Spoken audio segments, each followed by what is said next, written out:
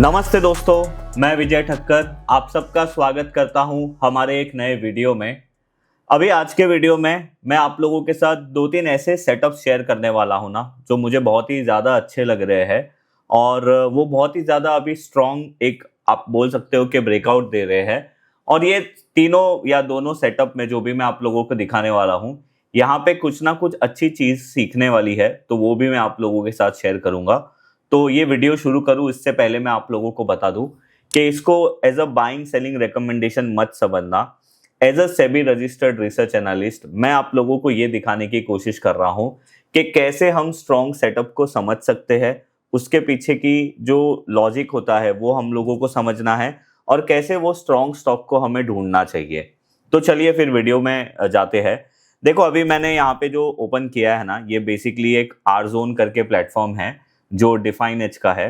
यहाँ पे आप एनालिसिस कर सकते हो। बहुत सारे डिफरेंट डिफरेंट यहाँ पे एनालिसिस करने के लिए टूल है, पर जो आप बोल सकते हो कि जो मेरा सबसे फेवरेट वाला जो एनालिसिस है ना, वो है ये मैट्रिक्स प्राइस एंड आरएस। उसके अंदर भी जो मुझे सबसे ज़्यादा अच्छा लगता है वो है एमटीएफ अल्टीमेट मैट्रिक्स रैंकिंग। अब देखो, यहाँ पे बेसिकली क्या है ना, यहाँ पे आप देखोगे कि यहाँ पे आपको बॉक्स साइज दिख रहा है 0.25, 1% और 3%। बेसिकली ये पॉइंट एंड फिगर का कैलकुलेशन होता है। उसमें क्या होता है कि 0.25 मतलब शॉर्ट टर्म टाइम फ्रेम माना जाता है, 1% मतलब थोड़ा सा मीडियम टाइम फ्रेम और 3% मतलब थोड़ा सा लॉन्ग टर्म का टाइम फ्रेम माना जाता है। अब आज हम लोग वीडियो में पॉइंट एंड फिगर के बारे में समझने नहीं वाले हैं, बट ये जो स्कैनर है उसके मदद से हम लोग सेक्टर को स्कैन करेंगे और उसके बाद हम लोग उसके अंदर के स्टॉक्स को स्कैन करेंगे। तो हमारा जो अल्टीमेट क्राइटेरिया रहने वाला वही है कि ये स्कैनर को यूज करके हम लोग स्ट्रॉन्ग सेक्टर और स्ट्रॉन्ग स्टॉक्स को ढूंढते हैं। तो अभी मैं यहाँ पे देखो, बहुत सारे डिफरेंट डिफरेंट स्कैनर क्या बहुत सारे डिफरेंट डिफरेंट सेक्टर के ऊपर आप स्कैन कर सकते हो। मैं फिलहाल एनएससी ऑल सेक्टर करता हूँ और इसको स्कैन करता हूँ। तो आप यहाँ पे देखो, टोटल 47 एनएससी में जो है वो सेक्टर है। अब ये बेसिकली यहाँ पे क्या कर रहा है आपको मैं जस्ट थोड़ा सा बता देता हूँ। यहाँ पे जो भी सेक्टर है उसका नाम है, यहाँ पे लास्ट क्लोजिंग प्राइस है उसका, यहाँ पे स्कोर है 0.25% में, यहाँ पे 1% में और यहाँ पे 3% में, यहाँ पे टोटल लिखा हुआ है। अब बेसिकली क्या है, आप देखो यहाँ पे 47 टोटल सेक्टर है। अगर किसी भी एक टाइम फ्रेम में आपको मैक्सिमम से मैक्सिमम एक किसी भी एक सेक्टर को 46 स्कोर मिल सकता है एक टाइम फ्रेम के अंदर। और वो स्कोर कैसे मिलता है वो मैं आप लोगों को समझाता हूँ। सो बेसिकली यहाँ पे क्या होता है, एक सेक्टर दूसरे सेक्टर के साथ कंपेयर होता है प्राइस और रिलेटिव स्ट्रेंथ के बेसिस पे। और अगर समझो कि health care sector pharma sector से स्ट्रांग है तो हेल्थ केयर सेक्टर को 1 पॉइंट मिलता है, 1 स्कोर मिलता है। अगर वो फार्मा सेक्टर से वीक है तो उसको 0 स्कोर मिलेगा। उस तरीके से यहाँ पे स्कोर मिलता है। तो आप यहाँ पे देखो, मैंने ऑलरेडी रन करके रखा था। अब अगर हम देखेंगे तो शॉर्ट टर्म में फार्मा को सबसे ज़्यादा स्कोर मिला है 45 और 46 इसलिए मिलता है बिकॉज जब फार्मा सेक्टर के साथ कंपेयर होगा तो ऑब्वियसली स्कोर 0 आएगा। इसीलिए टोटल 47 सेक्टर है, पर हाईएस्ट स्कोर जो मिलेगा किसी भी एक टाइम फ्रेम में वो रहेगा 46। तो यहाँ पे देखो, शॉर्ट टर्म में pharma, mid and small health care, बाद में कंज्यूमर ड्यूरेबल, फिर हेल्थ केयर है, फिर मीडिया है और मेटल है।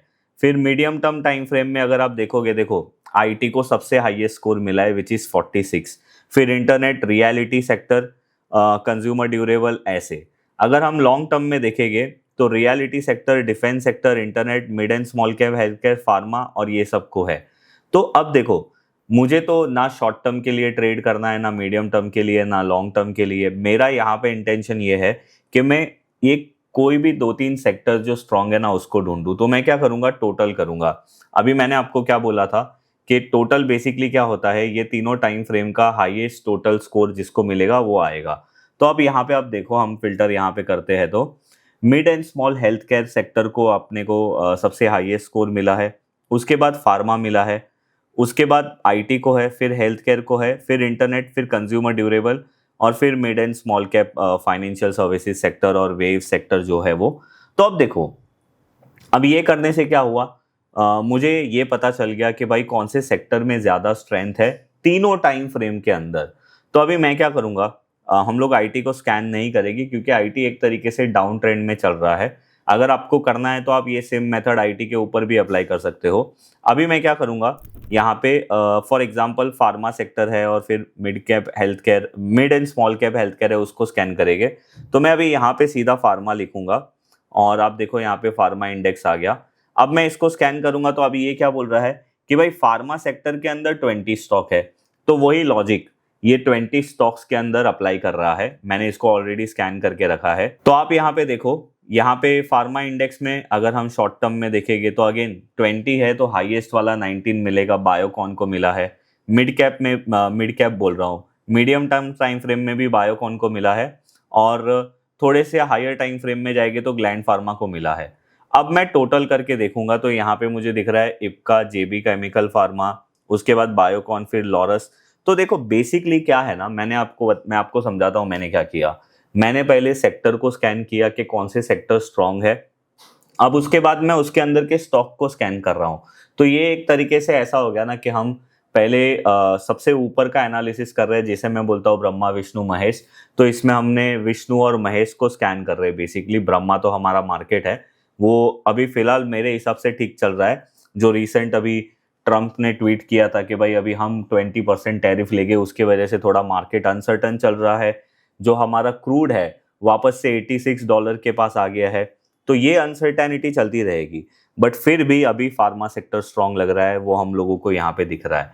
तो अभी हमारा काम क्या है as a trader, as a investor, हम लोगों को ये जो स्टॉक है उसको यहाँ से कॉपी करके आप सीधा अपने चार्ट पे जाके यहाँ पे इसको पेस्ट कर सकते हो, देख सकते हो कि क्या भाई इप्का लेबोरेटरीज हमारे किसी भी लॉजिक में बैठ रहा है। तो देखो रिसेंटली मैंने एक वीडियो बनाया था multi year breakout versus continuation breakout वाला, उसके बेसिस पे इप्का लैब अच्छा लग रहा है। तो आप इप्का लैब को वो तरीके से देख सकते हो। पर यहाँ पे जो सबसे अच्छा, एक बार जेबी केमिकल फार्मा भी देख लेते हैं। आपको बेसिकली क्या है ना, स्टॉक के नाम यहाँ पे मिल जाएंगे जो स्ट्रांग है, वो प्राइस और रिलेटिव स्ट्रेंथ के बेसिस पे। उसके बाद आपको अपना एनालिसिस करना है। तो अभी देखो जेबी केमिकल फार्मा का ब्रेकआउट यहाँ पे 2030 में हुआ था, अभी ऑलमोस्ट 2500 चल रहा है। तो ये एक तरीके से ये ऑलरेडी एक रैली दे चुका है। तीसरा जो स्टॉक है वो है बायोकॉन। तो हम बायोकॉन पे अपना एनालिसिस करते हैं। अब आप देखो बायोकॉन का चार्ट है ना, थोड़ा ज़्यादा इंटरेस्टिंग है, हम लोग इस पे टाइम लेते हैं। और मैं आपको जो 2-3 अच्छे सेटअप बताने वाला था उसमें से एक बायोकॉन है। अब बायोकॉन का आप ये मंथली टाइम फ्रेम का चार्ट देख रहे हो। आप यहाँ पे देखो, इसने अभी थोड़े टाइम पहले यहाँ पे 3 महीने पहले मई मंथ में ये जो एक रेजिस्टेंस है 425 से लेके 415 का, ये ब्रेक किया था। ये मंथली टाइम फ्रेम का चार्ट है। वीकली टाइम फ्रेम का चार्ट देखेंगे आप, यहाँ पे देखो इसने ये ब्रेकआउट किया था। बट मैं हमेशा एक बात बोलता हूँ, अगर कोई स्टॉक बहुत ज़्यादा पैराबोलिक मूव लेके अपना ब्रेकआउट कर रहा है ना, तो या तो वो टाइम कंसोलिडेशन करेगा या तो वो प्राइस कंसोलिडेशन करेगा। और इसने यहाँ पे वही किया, इसने टाइम कंसोलिडेशन भी किया और प्राइस कंसोलिडेशन भी किया। अभी हम लोगों को क्या करना है, इसका जो ब्रेकआउट के बाद जो हाई बना था उसको मार्क करना है, विच इज़ 440।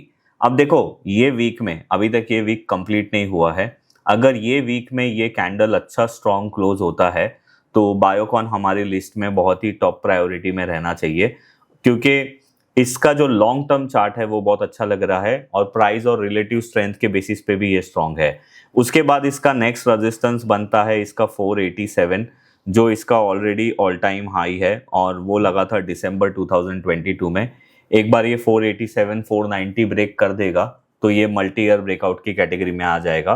बट उसके पहले ही इसका जो स्ट्रक्चर है यहाँ पे भी अच्छा बनता हुआ हम लोगों को दिख रहा है।